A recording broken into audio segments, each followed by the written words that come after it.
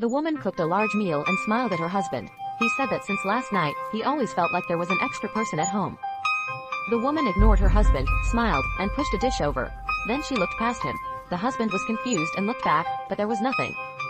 But the man didn't notice that when he turned his head, an arm stretched out from behind him and took the dish pushed by the woman. The question arose. Who was the man behind the husband? This man was named Da Shang. He was idle and depended on the law. He earned a living by placing flyers on the owner's door locks and checking the next day. If the flyer was still far away, Big Bear would privately post it and stay for a few days when the owner was not at home. Big Bear would clean the house and repair damaged items as a reward. On this day, Big Bear moved into a villa. He didn't see himself as an outsider at all. He used the owner's food, played with the owner's golf ball, and repaired the broken electrical appliances in the owner's house. Zaicheng was unaware that a woman with a bruised face was watching everything. The woman was Jingshang, the mistress of the villa. She endured prolonged domestic abuse from her spouse, feeling powerless to resist. She concealed herself in a corner and wept quietly. At night, as Da Shang was preparing for bed, Jingshang unlatched the door, startling Da Shang. The phone in the living room rang. Shizuka turned around to answer it, while Da Shang quickly packed up and prepared to leave.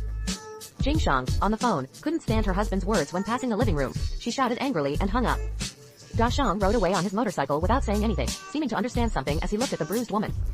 At night, the street was empty. Da Shang sat on the flower bed and silently thought about the final. I turned the car around and went back to the villa. Jingshang was crying in the villa's bathtub. Da Shang didn't disturb her. He simply fetched a set of pajamas from the closet and placed them outside the bathroom. Jingshang put on her clothes and went to the living room. They didn't speak, but the unspoken understanding between them was evident. They played with the golf ball and a luxury car stopped at the villa's door. The man who got out of the car stared at the motorcycle parked at the door of his house with some doubts.